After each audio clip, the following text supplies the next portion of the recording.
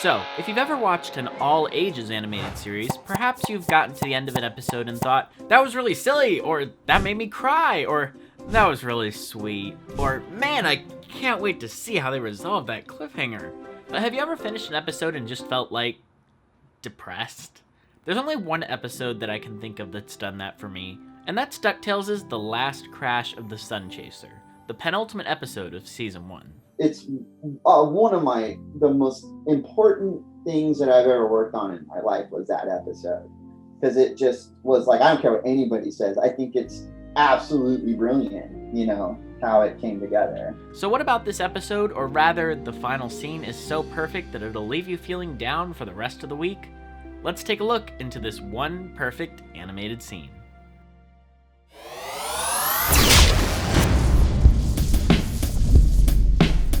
So here's the context for this episode. Dewey and Webby have been searching for clues about the mystery of the triplets' mom, Della Duck, throughout the entire first season of the DuckTales reboot. And they're almost there. They've managed to retrieve some shredded documents from around the time Della disappeared.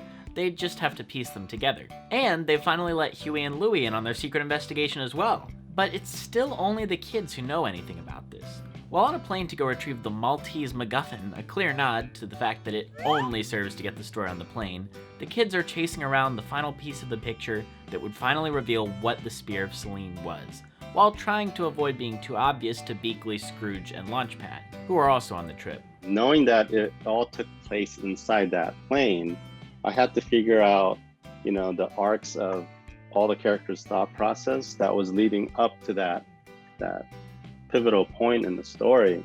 The episode culminates with Scrooge being forced to reveal the truth of what happened to Della. She was gifted a rocket by Scrooge as a present to celebrate the triplets' birth, and became lost in a cosmic storm while flying it. Let's look at a little bit of this so you can get a sense of how the story was told. I tried to talk her through it. Thought if anyone could make it, it was her. Until that very last bolt. I couldn't keep her safe. The rocket and your mother were lost to the inky abyss of space. Your Uncle Donald and I never spoke again. Until you three showed up on my doorstep. Now, if you stopped right here, an average show would consider that a decent explanation. Everyone would understand that it was no one's fault. Or maybe there would be a heart-to-heart where they all cry and ask more questions, or maybe it would cut to a tease showing that their mom is still alive. But not here. Tensions rise as the kids get furious with Scrooge for not listening to Donald's advice, and recklessly giving Della the rocket. Everyone is angry, and no one wants to really talk. At this point, the Sun Crasher, which everyone has been stuck on for the entire episode, falls from the sky and, crashes. Huey, Dewey, and Louie go to leave with Uncle Donald, and Webby, Beakley, and Ducksworth all leave Scrooge, when Beakley says this. Well, you've successfully pushed your family and everyone who cared about you away. Again. I hope you're happy. And here's where our scene begins.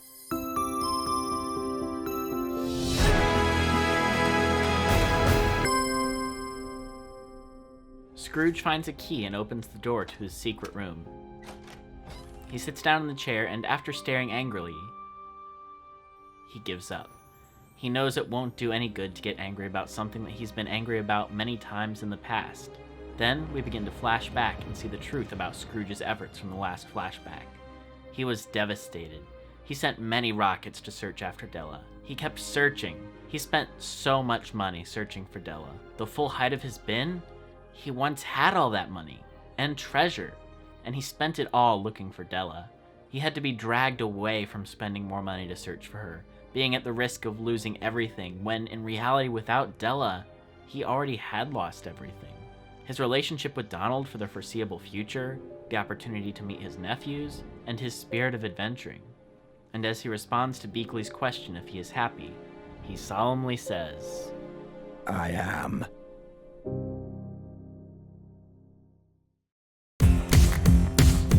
In the editing room, I'm showing Matt, how the episode's playing, and it's like, we know we have something special because you can feel the characters, and the voice delivery is beautiful as well. And so, I told Matt, I said, Scrooge, like, I know that, deep inside he did make the effort, but we've never shown what that was. And And so, you know, I said I want to see him really, really like looking for Della, that he didn't like just give up.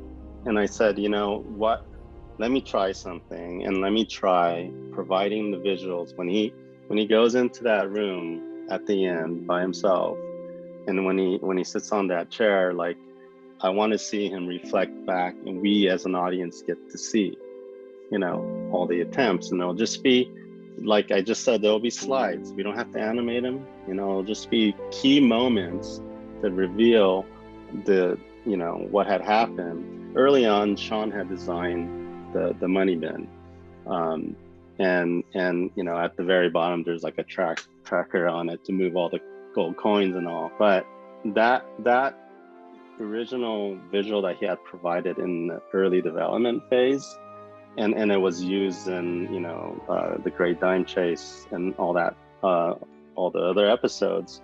But I thought, what if I forget if it was my own, I don't want to take all the credit, but what if it, like, he had more money than what's in that money bin, and then that he used most of his fortune looking for Della? There is a lot to love in this scene. First off, the music. Dominic Lewis's score takes all of the emotions in this scene, remorse, anger, frustration, and ultimately acceptance of Scrooge's lonely fate, and translates it to music perfectly. This mostly dialogue-free scene wouldn't work at all without the emotion brought out in the score, and just, I can't praise it enough. That last note hits so hard. Dog with a Blog is coming up next on Disney Channel. Next is, of course, the art style. By using still images cross-fading to one another, it gives everything in the flashback extra weight. These are events that have been painted in stone. They can't be undone, and only exist as flashes of memory. The combination of faded colors and selective bright colors creates a powerful flashback style, and I truly think that if this flashback had been fully animated, it wouldn't have had close to the same amount of weight that it does. And that was purely budgetary. If we had a bigger budget, it probably would have animated it. But I think it's actually better in a way that it's not, because it almost feels like a fragment. It's the memories that he's having, to what you're saying, Jonathan, is he's thought of this over and over again. They're disjointed, and it sort of helps. It's that one of those things, like every once in a while, you know, you can make a lot of really good episodes, and that's great. But every once in a while, it's like everything just sort of works. The third thing is just how well this scene ties into the story of the episode. At the start, Scrooge mentions how he hasn't been this happy in a long time, and by the end, well, everything that's made him happy again, his family, has been lost. This scene, and rather this episode, is something rare for the Disney Channel, an exploration of loss with no real sense that things will get better by the end. There's no joke to end it on, no tease of Della on the moon, still alive, no cut to the boys thinking about forgiving Scrooge. The ending just lets you sit there, in full knowledge of the tragedy that was the loss of Della, and the separation of Scrooge and the boys. Like, I even like tapped into my own personal story, where because I grew up without a father, and I never knew who my father was, you know, and there was a time when I grew up in Japan living with my grandparents, and my mom was in the US. So I know what it's like to miss, you know, your mom, and really understanding that from a young age. And so I was really tapping into those those emotional thought process. And I think that really helped, of course, you know, really finding that moment where are these characters, where are the nephews at, and then as kids, not knowing how to handle their emotion, they put the blame, and it's easy for them to put the blame on Scrooge, because I mean, when Scrooge kind of opened up finally, right, they quickly turned on him. And at first I was like, can they turn that quickly, you know, after what they've been through, and they know who Scrooge is? But when it's tapping into that family emotional core, I think it's a lot more sensitive from a kid's perspective. So I totally bought into it. And Scrooge realizes that he should have decided to be happy living alone a long time ago, despite the fact that when we see him at the beginning of the series, he isn't happy living alone. It's caused his bad tendencies to become worse, and as we see in the season finale, Being alone does that again. This scene is the keystone piece to understanding Scrooge's character in the moment, and it's truly devastating to see just how hard he tried to find Della. So, what lessons can we take away from this? Well, one comes from Frank himself. The core idea we had from the very beginning of the series was that something happened that split up Scrooge and Donald for good, and no one in the family ever talks about it. It had to be Della. This one was a heartbreaker to write. If you've done all the right setup, your finale should fall like dominoes. Luckily, that was the case on this one. Tons of sweet, sweet payoff. And tears. Set up your main idea or focus of the season. This is the culmination of an entire story, of the kids searching for the truth about their mom, the mystery of why Donald and Scrooge stopped talking to each other, and all of it culminates in this final scene, at the end of what is essentially a bottle episode nonetheless. You know, it gets fun and wacky after, but this is this scene, this episode and this scene is sort of the emotional high point of, it's really the down point, right? It's the most intense, emotional, Empire Strikes Back, downer ending. We're gonna be okay after. On top of that, let's do an homage to Karl Barks and have him sit in the room. The next lesson is to take inspiration from things you enjoy when making something and repurpose them in a new, interesting context. The final shot is a visual parallel to the very first time Scrooge McDuck appears in the comics, with his infamous line, "Everybody hates me, and I hate everybody." Pardon my Scrooge impression, that was... ugh. Which, while serving as an introduction to his character in the comics, here it serves as a nod to where Scrooge is emotionally. Everyone in his family hates him, and he hates them as well for not listening, not respecting him, and bringing up the pain and trauma of Della's disappearance. I was like, you know what would be really cool? What if Scrooge lands in a pose? This is just for nerds.